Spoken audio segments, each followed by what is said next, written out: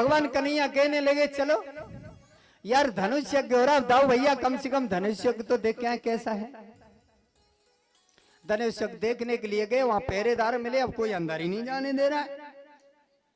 भगवान कन्हैया और बलराम ने आपस में मंत्रणा की अब क्या करना चाहिए, तो एक एक चांटो मारो, जाकाओं में चांटो लगे, गोविंदा नमो नमे, और धनुष तक पहुंचे और जैसी धनुष उठाया तो टूट को दो हो गई। और वहां की टंकार जब कंस के कान में गई तो गद्दी पे बैठा था उछल गया, आ गया काला।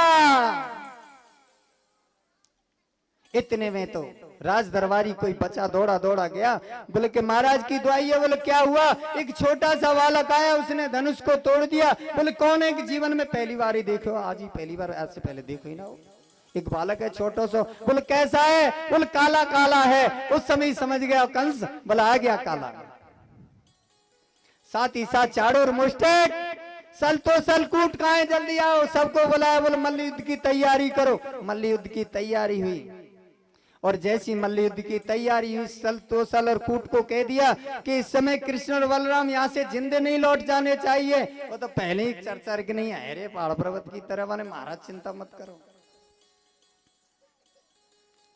आदेश दे दिया कुवलिया पीड़ हाथी को मदरा का पान कराओ। कुवलिया पीड़ हाथी को मदरा का पान कराओ, उसे दरवाजे पे लगा देना। जैसी कृष्ण बलराम आए तो तिलवान चढ़ा दे कि कृष्ण बलराम को मार डाला। सारी रात निकल गई, पूरी रात मदरा पान कराते कराते जैसी सुबह हुआ, मल्ल युद्ध की तैयारी हुई। और कृष्ण बलराम जैसी आए दरवाजे में, क्योंकि मथुरापुरी में जिस समय कंस का राज्य था उस समय पूरी मथुरापुरी में एक ही दरवाजा था, पूरी मथुरापुरी की किलाबंदी थी। अब जैसी कृष्ण बलराम आए तो हाथी जो अंदर ही ना घुसने दे, चिंगाड़ मारे है और अंदर नहीं घुसने देता है हाथी। भगवान कन्हैया ने देखा अब क्या करना चाहिए, ये तो घुसने नहीं दे रहा है। जिधर भी कन्हैया जाता है, बलराम जाता है, हाथी उधर ही टूट के पड़ता है मारने के लिए। भगवान कन्हैया ने सोची कि नीचे यज्ञ कर जाऊं, और जल्दी से न भगवान कन्हैया नीचे यज्ञ करे, इतने में हाथी ऊपर से गिर पड़े, दाव लो। भगवान कन्हैया ने वाके दांत उखाड़ लिए, एक बलराम भैया दे दियो और एक कन्हैया ने ले लियो, और दोनों ने पीट पीट के महावत और हाथी दोनों ने कर दी गोविंदा ये नमो नमः। और एक एक दांत हाथी का अपने अपने कंधा पे रख लियो, चल दिए दोनों भैया। इतने में एक राज दरबारी भगा, कंस की दुआई है, कंस की दुआई। बोले क्या हुआ? बोले कुवलिया पीड़ हाथी मार दिया। बोले कौन है? कृष्ण बलराम। जहां मल्ल युद्ध दोनों पहुंच गए। जब मल्ल युद्ध में दोनों पहुंचे, जाकर के खड़े हो गए सामने। कंस ने कहा तुम छोटे छोटे बालक हो, क्या तुमने इतनी शिक्षा नहीं सीखी है? अरे किसी राजा के पास जाया जाता है, उसे जाके प्रणाम तो करते हैं कम से कम। अब कृष्ण बड़े प्रेम से हंसते हुए बोलो मामा जी, आपने हमको अतिथि बना करके हमको निमंत्रण दे के भेजा, प्रणाम तो आपको हमसे करनी चाहिए, हमारा आदर सम्मान करना चाहिए। आपकी पाती हमारे पास गई, आपने हमको निमंत्रण भेजा है। और एक बात जरूर है मामा जी, अगर कहीं मामा की नंसाल में या कहीं ससुराल में कोई जाता तो हाथ में जरूर कुछ लेके जाना चाहिए।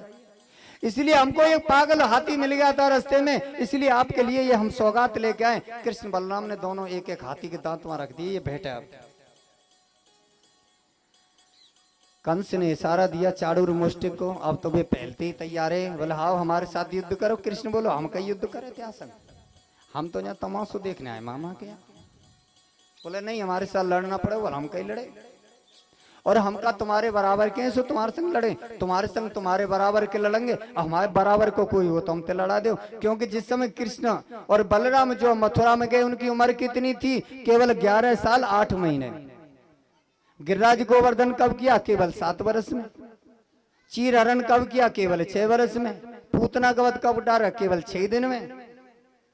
तो भगवान की उम्र कहाँ है? कहाँ बालक और कहाँ पहाड़ के समान। बोले आपसे हम क्यों लड़े? कि नहीं आपने तो बड़े बड़े काम करे। बोले क्यों मामा जी? देखो इनके साथ हमारा लड़ने का क्या अधिकार, इतने बड़े बड़े।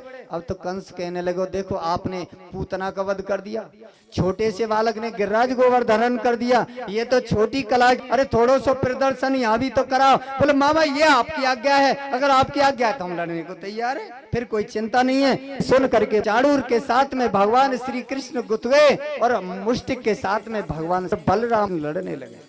मौका पा करके चाणूर ने ऐसी तरीके से मुंह का दिया कृष्ण में किसका प्राणांत हो जाए। भगवान कन्हैया इस बात को समझ गए और भगवान कृष्ण ने घुमा करके चाणूर को ऐसा पटका, उसकी हो गई गोविंदाय नमो नमः। और बलराम ने मुष्टि के एक तमाचा मारा, उसका सिर फट गया, उसकी हो गई गोविंदाय नमो नमः। कूट को बलराम ने एक घूंसा मारा और सल को भगवान कृष्ण ने पैर की ठोकर से उड़ा दिया और तोसल को तिनका की तरह चीर दिया। इतने में त्राय त्राय हो गई और जितने छोटे छोटे थे झटवे भाग गए सब। अब कंस ने जब ये स्थिति देखी, अब कह रो बैठो बैठो वहां पे थे, ऊपर बैठो सिंहासन पर गद्दी लगाई, ले जाओ इन्हें देवकी वसुदेव के पुत्र ने ले जाओ, बड़े ढीठे हैं, बाहर ले जाओ इन्हें बाहर ले जाओ। कृष्ण बोलो मामा जी हम तो अपने आप ही चले जाएंगे, घबराने की क्या बात है। भगवान कन्हैया ने वहीं से एक जंप मारी और जहां ऊंचे सिंहासन पे बैठे होकर कंस खटाक वहीं पहुंच गए।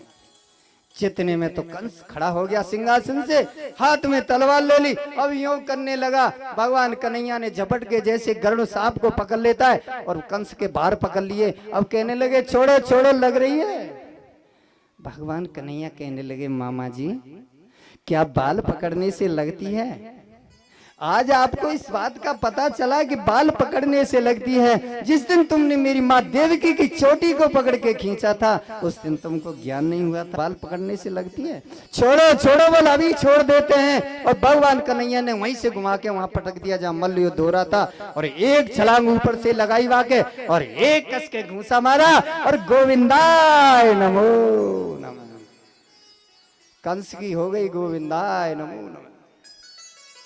भगवान कन्हैया कहने लगे कोई हो तो आओ, इसके पैर पकड़ खींच ले जाओ। अब कोई डर के मारे बच्चे उन आएगा, बोले दोबारा अगर जिंदा होगा तो ये को ना छोड़ेगा। भगवान कन्हैया ने पैर पकड़े और खींच ले गो, इतना भारी हो गड्ढो हो तो चलेगो, कंस खार बनेगो। मथुरा में आज भी कंस खार है, देख लेना जाए। भगवान कन्हैया वहां से सीधे पहुंचे देवकी वसुदेव के पास जहाँ हथकड़ियां बेड़ियां डली थी। उनका जाकर के दरवाजा खोला, हथकड़ियां बेड़ियों को उन्होंने उसने कटवा दिया और भगवान ने जाकर के देवकी और वसुदेव के चरणों में प्रार्थना की और उनसे प्रार्थना करते हुए कहा हे पिताजी वसुदेव से सर्वार्थ संभवो देहो जनिते प्रोसितो यतो नतयोर्याति निर्वेशा पित्रोर्मर्ते सतायुषा। यहां सब लोगों को ध्यान देने की बात है, सब लोग ध्यान देंगे। भगवान कृष्ण ने वसुदेव जी से कहा था हे पिताजी एक माता पिता एक संतान को जन्म देते हैं, उसका पालन पोषण करते हैं, उसे पढ़ाते हैं लिखाते हैं, तब यथार्थ उसका धर्म होता है। एक बालक पैदा है तो ऐसे तो कुत्ता बिल्ली कहेगे छोड़ दिए, उनका पालन कौन करेगा?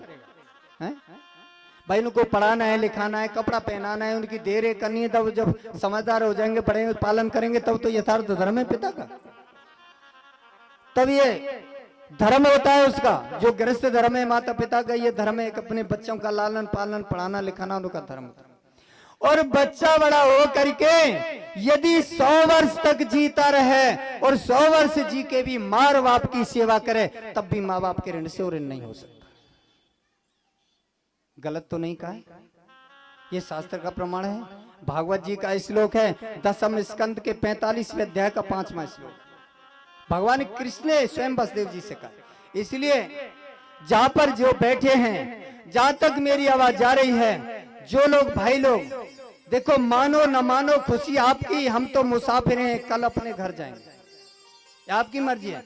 लेकिन आपने जो जन्म लिया है, शास्त्र बार बार जो कह रहा है कि माता पिता की अवश्य सेवा करनी चाहिए। बच्चे को जन्म देती है, सूखे में सुलाती है, गीले में सोती है, स्वयं कष्ट पाती है, इसका लालन पालन कर, और जब माँ की और बाप की आत्माएं दुखी होती हैं तो ये कोई विचार तो ठीक नहीं। क्या विचार ठीक है? इसलिए माँ बाप की अवश्य सेवा करनी चाहिए। दूसरे श्लोक में उन्होंने कहा है मातरम पितरम वृद्धम भार्याम साधीम सुताम शिशुम गुरुम विप्रम प्रपन्नम च कल्प अभिवृक्ष वसनामृता। जो पुरुष समर्थवान होकर भी अपने माता की, पिता की, वृद्ध की, ब्राह्मण की, अपनी पत्नी की, अपनी संतान का पालन नहीं करता, ऐसा व्यक्ति जिंदा रहने पर भी मुर्दे के समान है। ये भगवान श्री कृष्ण ने भागवत जी में कहा। इसलिए अवश्य अपने माता पिता की, गुरुजन की सेवा करें, और ये सेवा करना जरूरी धर्म है। लेकिन कुछ ऐसा है, कुछ लोग ऐसे होते हैं जो भगवान से विमुख हैं, जो भगवान की भजन साधना नहीं करते, आराधना नहीं करते, जिनको धर्म का ज्ञान ही नहीं है। अब जिनको धर्म का ज्ञान ही नहीं है, केवल अपने खाने पीने मौज मस्ती में मस्त हैं, इससे तो कोई लाभ नहीं है। और मैया एक अच्छी सी और बात बताऊं, एक बेटा जब तक अपना है, जब तक वो रो करके रोटी मांगता है। बेटा जब तक अपना है, जब तक रोए की रोटी मांगे, मैया रोटी, मैया रोटी, मैया पैसा, जब पढ़ने जाए तो मांग के पैसा लेता है। और जब थोड़े से बड़े हो जाए तो वहां की आंख बदलने लग जाए, फिर ऐसे करके बोला ये ठीक नहीं है, ऐसे। और ठीक है, जब तक बोलेगा न थोड़ा और न गुंजाइश सेवा में। और मैया अगर भगवान जो सोचे, कबो कबो जो सोचे मैया बाप क्या छोरा के ने पीरे हाथ आ जाए, और जैसी वहाँ के पीरे हाथ आ जाए, और जैसी घर में बड़ी मैया आई, फिर मैया वो कह दिया सुनो डोकरी तो बोलो ना तो घर चली जाऊंगा अपनी समरदान, जे मुझे टाँ टाँ करे पूरे दिन, ध्यान रखियो तुझई के संग रहियो, डोकरी के संग। भगवान न बोलूंगो तेराजिए, न तो फिर मैया तो बोले, न बाप ते बोले, न सेवा करे, जाते ग्रस्त धर्म ना है के कबो। ये कोई ग्रस्त धर्म ना है।